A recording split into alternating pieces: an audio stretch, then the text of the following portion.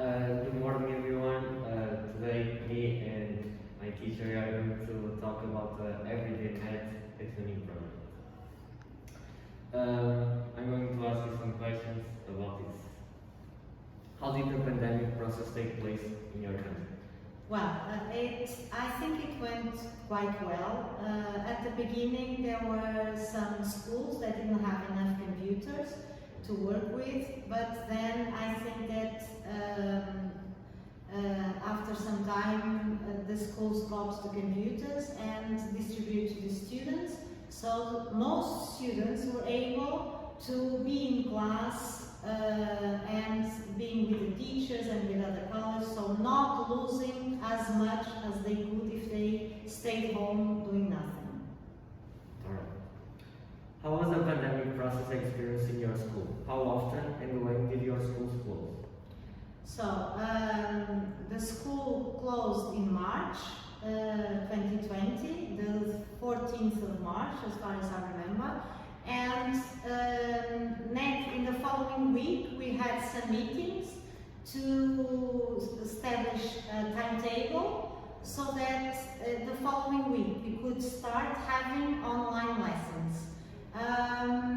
Then we were like that until the end of the year. Only until the end of the term. Then in April, I think we went back to school, and some classes were unable to go to school because there were too many cases of COVID-19. So most of the times we were at school, but having lessons online. It's a bit complicated. Yes, it was a difficult year, definitely. How do you think the distance education process went? Sorry? How do you think the distance education process went? I think it went well. On the whole, I think that it also depends on the classes that you have, on the students, and also on the teachers. Teachers have to work a lot to learn more, and also students have to get used to this new reality. So it also depended on classes. Some classes went really well. Others not so well because they weren't so eager to study and learn. Here are the courses well regularly according to a certain program in the distance education program. Yes, I think we had. We had the normal courses. We had some adaptations to the curricula, but on the whole, they were held online as they were at school, with less hours, because we divided between synchronous and asynchronous lessons. So that's how it worked. Did the teachers use a common online distance education tool? With which online tool the lessons were held? Yes, most of the times we use Teams, because all the students were already there. They were put in that Microsoft tool, and we went to the calendar and we put there our lessons, and most of the times that was the main thing that we used was Teams. But we also, as far as I'm concerned, I also used other platforms like Zoom and other different platforms to enrich the classes. In this process, was a new teacher, which subject did you have the most difficulty with? Well, probably the more theoretical subjects, I think. Also, probably the ones that students at school already have difficulties, like math, because you have to practice a lot. And I think that when you are having online classes, most students would stare at the camera and doing nothing, so I think it was probably the most difficult one. Yes. Do you think you have improved in using technology in this process? Oh, definitely, definitely. I had to study a lot. I went to online workshops to know more about different tools that I could use in my classrooms, also to have lessons more interactive with students, so that they would sit there and do nothing. So they would have to interact. So I used many different digital tools, and I had to study them before putting them into practice. Alright. What do you think was the most difficult subject for students in the distance education process? I think we are already. Yes, we have already answered this one. Do you think this process has any positive contribution to students and teachers? Well, positive is that we learn to be in a different situation. We had to adapt ourselves, and we also saw that we could work like that.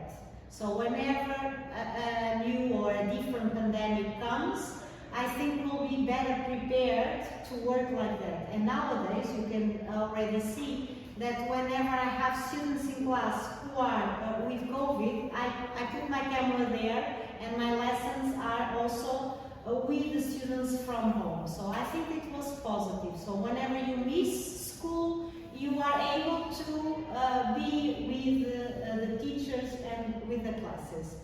For students, I think it wouldn't be such a positive aspect. I think most of the students lack essential skills from the online learning. I think most of them.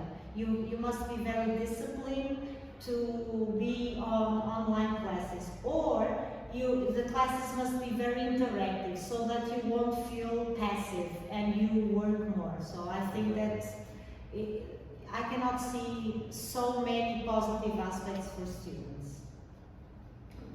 Have you observed any changes in students' psychology, academic achievement, and school attendance after the pandemic? Oh yes, definitely. Most students lack some important contents. Also, some students are less motivated to come to school because they are used to staying home, and also I think they are less happy also because they don't interact as they used to with other students. I think even social skills, they also lost some social skills with this pandemic. If the pandemic continues in the next period, should schools continue face-to-face or remote or online? Well, I think that it's up to the government to decide that. So it depends on the numbers, and especially on the number of deaths. If we manage to get people with vaccines, most population is vaccinated with 2 or 3 shots from the vaccine, I think that we are able to continue school in presence. If not, we will have to go to back home again, online classes. Hopefully not. What are your views on eTwinning projects? Well, I don't know a lot about the eTwinning project. I know that it's a European project. I think it's always enriching for you to communicate with people from other schools in different countries, so abroad. I think we also can learn a lot from them, and it's always, I think they're always more positive than negative aspects. It can also improve your language, English, right? So it's also good to improve English. Is there anything you want to add to this interview? Do you want to talk about? No, I think that most of the things I spoke about are there. Online has positive aspects when you cannot be at school. Otherwise, I think being at school is much more profitable to everyone. Alright, I just want to thank you for your time